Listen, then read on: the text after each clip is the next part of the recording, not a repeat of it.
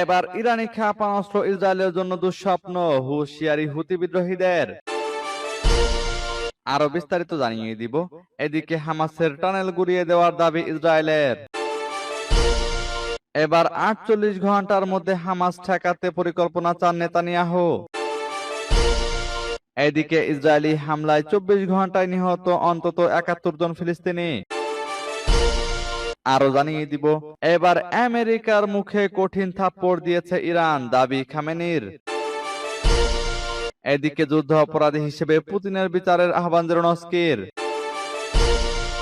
আবারও ইউক্রেনে আরো একটি গ্রাম দখলের দাবি রাশিয়ার। এবং সর্বশেষে জানিয়ে দিব, এদিকে আবারও ইরানের কঠোর হুঁশিয়ারি। শুনছিলেন সংবাদ শিরোনাম, এখন বিস্তারিত। তবে তার আগে অনুরোধ থাকবে, এই ভিডিওতে একটি লাইক দিন এবং কমেন্টস করে জানিয়ে দিন আপনি কোন জেলা থেকে বা কোথায় থেকে আমাদের সাথে যুক্ত রয়েছেন। এবং সংবাদের সর্বশেষ গুরুত্বপূর্ণ আপডেট পেতে চ্যানেলটি সাবস্ক্রাইব করে আমাদের সঙ্গে থাকুন। এবার ইরানি ক্ষেপণাস্ত্র ইসরায়েলের জন্য দুঃস্বপ্ন, সতর্ক বার্তা হুতি বিদ্রোহীদের। দখলদার ইসরায়েলি শাসন ব্যবস্থার বিরুদ্ধে ইরানের গৌরবময় বিজয়ের জন্য অভিনন্দন জানিয়েছেন ইয়েমেনের সশস্ত্র গোষ্ঠী হুতি আনসারুল্লাহ।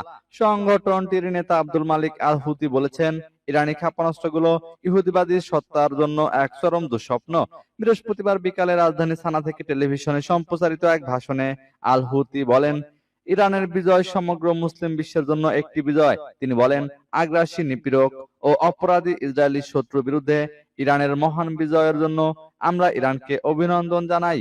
ইরানের ঐতিহাসিক বিজয়ের জন্য আমরা মুসলমানদের অভিনন্দন জানাই। এই বিজয় সমগ্র ইসলামী বিশ্বকে উপকৃত করেছে।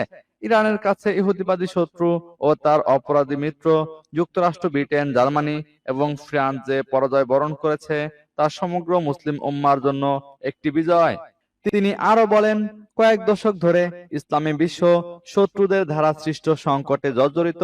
আল্লাহর সৃষ্টি ও কর্তৃত্ব সবকিছুর উপরে এবং মুসলিমরা এই অকাট্য সত্যের উপর নির্ভর করে তাদের চ্যালেঞ্জ এবং বিপদগুলো কাটিয়ে ওঠে।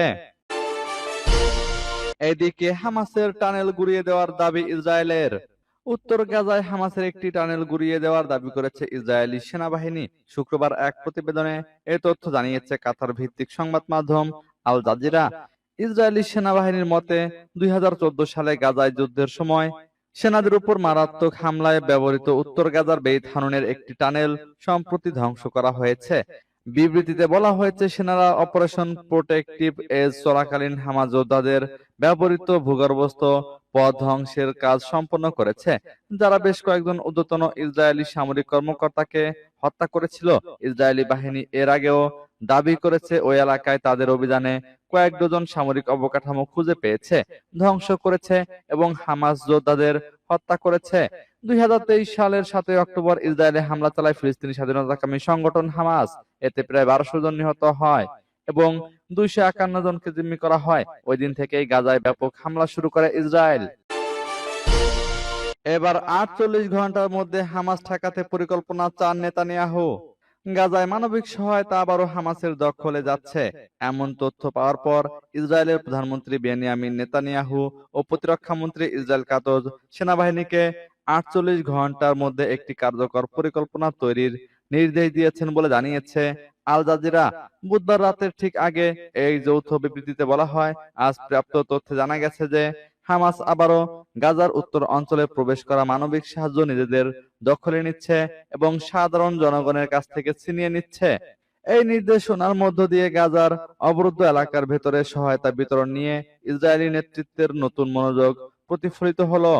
এরই মধ্যে ইসরায়েলের চ্যানেল 12 নিউজ নাম প্রকাশে অনিচ্ছুক এক কর্মকর্তার বরাতে জানিয়েছে, সরকার ইতোমধ্যেই গাজায় সহায়তা পাঠানো বন্ধ করে দিয়েছে। সেনাবাহিনী হামাসকে ঠেকাতে পরিকল্পনা উপস্থাপন না করা পর্যন্ত এই সহায়তা বন্ধ থাকবে। ঘটনাগুলো এমন সময় ঘটছে যখন ইসরায়েলি মন্ত্রিসভায় অভ্যন্তরীণ চাপ বাড়ছে। টাইমস অফ ইসরায়েল ও জেরুজালেম পোস্ট জানায়, কঠোর ডানপন্থী অর্থমন্ত্রী বেজালেল স্মোট্রিচ হুমকি দিয়েছেন, যদি দ্রুত পদক্ষেপ না নেওয়া হয় এবং হামাসের হাতে সহায়তা পৌঁছানো না ঠেকানো যায় তাহলে তিনি পদত্যাগ করবেন। এদিকে ইসরায়েলি হামলায় ২৪ ঘন্টায় নিহত আরো অন্তত ৭১ জন ফিলিস্তিনি। ফিলিস্তিনের গাজা উপত্যকায় ইসরায়েলি হামলায় আরো অন্তত ৭১ জন নিহত হয়েছেন, আহত হয়েছেন বেশ কয়েকজন। শুক্রবার আল জাজিরা লাইভে এ তথ্য জানানো হয়। গাজার স্বাস্থ্য মন্ত্রণালয় জানিয়েছে, সবশেষ ২৪ ঘন্টায় ওই হতাহতের ঘটনা ঘটে। ইসরায়েলি হামলা অব্যাহত রয়েছে, হতাহতের সংখ্যা আরো বাড়তে পারে। হাসপাতাল কর্তৃপক্ষ বলছে, নিহতদের বেশিরভাগই নারী ও শিশু।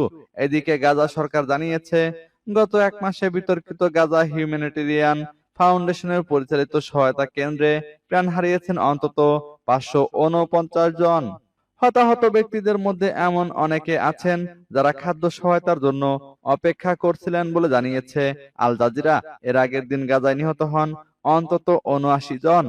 বিবৃতিতে ত্রাণ কেন্দ্রগুলোকে মৃত্যুর ফাঁদ আখ্যা দিয়ে সংস্থাটি বলছে, এসব ঘটনায় এখনো ৩৯ জন ফিলিস্তিনি নিখোঁজ রয়েছেন। অন্যদিকে সহায়তা কার্যক্রম বন্ধ করতে বৃহস্পতিবার আবারও কড়া অবস্থান নেন ইসরায়েলের জাতীয় নিরাপত্তা মন্ত্রী ইতামার বেন গাভির। এবার আমেরিকার মুখে কঠিন থাপ্পড় দিয়েছে ইরান, দাবি খামেনির। ইসরায়েলের সঙ্গে ১২ দিনের যুদ্ধ অবসানের পর বৃহস্পতিবার প্রথমবারের মতো জাতির উদ্দেশ্যে ভাষণ দিয়েছেন ইরানের সর্বোচ্চ নেতা আয়াতুল্লাহ আলী খামেনি। ভাষণে তিনি বলেন, যুক্তরাষ্ট্র সরাসরি ইরান ইসরায়েল যুদ্ধে প্রবেশ করেছে কারণ তারা মনে করেছিল যদি তা না হয় তাহলে ইহুদিবাদী শাসন সম্পূর্ণরূপে ধ্বংস হয়ে যাবে। খামেনি আরো বলেন, যুক্তরাষ্ট্র এই যুদ্ধ থেকে কোনো সাফল্য অর্জন করতে পারেনি। ইরান বিজয়ী হয়ে উঠতে পেরেছে এবং আমেরিকার মুখে এই কঠিন থাপ্পড় দিয়েছে। ইংরেজি ভাষার এক বার্তায় খামেনি বলেন, আমেরিকার মুখে এক কঠিন থাপ্পড় মেরেছে ইসলামী প্রজাতন্ত্র ইরান। তিনি বলেন, ট্রাম্প এক ভাষণে বলেছিলেন ইরানকে আত্মসমর্পণ করতে হবে। ট্রাম্প সেই সত্য উন্মোচন করেছেন যে মার্কিন যুক্তরাষ্ট্র কেবল ইরানের আত্মসমর্পণে সন্তুষ্ট হবে, কিন্তু ইরান কখনোই আত্মসমর্পণ করবে না। আমাদের জাতি শক্তিশালী। ইরানের বিরুদ্ধে কেউ যদি আবারও আগ্রাসন দেখানোর চেষ্টা করে তাহলে এর জন্য চড়া মূল্য দিতে হবে বলেও হুঁশিয়ারি দিয়েছেন ইরানের সর্বোচ্চ নেতা। এদিকে যুদ্ধ অপরাধী হিসেবে পুতিনের বিচারের আহ্বান জেলেনস্কির। রুশ প্রেসিডেন্ট ভ্লাদিমির পুতিনের বিরুদ্ধে আরো একবার তোপ দাগলেন ইউক্রেনের প্রেসিডেন্ট ভলোদিমির জেলেনস্কি। ইউক্রেনে রাশিয়ার হামলার জন্য রুশ প্রেসিডেন্টকে যুদ্ধ অপরাধী হিসেবে বিচার করার আহ্বান জানিয়েছেন তিনি। আল জাজিরার এক প্রতিবেদন মতে, বুধবার নেদারল্যান্ডসে হেগ শহরে ন্যাটো শীর্ষ সম্মেলনে যোগ দেন জেলেনস্কি। সেখানে ইউক্রেন আক্রমণের কারণে পুতিন সহ রুশ কর্মকর্তাদের বিচারের জন্য একটি বিশেষ ট্রাইব্যুনাল গঠনের জন্য কাউন্সিল অফ ইউরোপের সাথে একটি চুক্তি স্বাক্ষর করেন তিনি।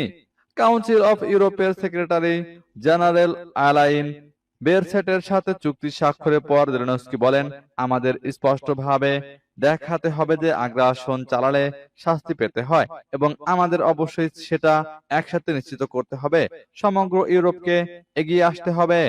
পুতিন সহ প্রতিটি রুশ যুদ্ধাপরাধীর বিচার নিশ্চিত করার জন্য দৃঢ় রাজনৈতিক ও আইনি সাহসের প্রয়োজন হবে, যোগ করেন জেলেনস্কি।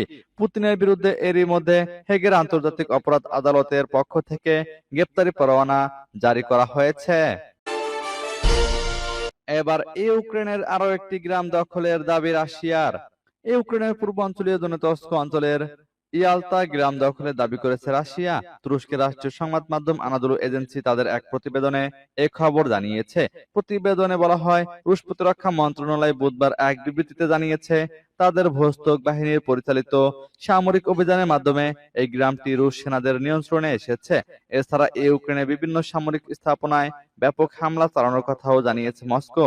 প্রতিরক্ষা মন্ত্রণালয়ের দাবি, ইউক্রেনের ড্রোন উৎপাদন ও সংযোজন কেন্দ্র, একটি তেল ডিপো এবং বিদেশি ভাড়াটে সেনাদের অস্থায়ী ঘাঁটিতে বিমান, কামান, ক্ষেপণাস্ত্র ও ড্রোনের সমন্বয়ে গোষ্ঠী হামলা চালানো হয়েছে। রাশিয়ার দাবি, এই হামলায় ইউক্রেনের S-300 আকাশ প্রতিরক্ষা ব্যবস্থার একটি লঞ্চার, P-18 রাডার এবং একটি কমান্ডো ভেহিকল ধ্বংস করা হয়েছে।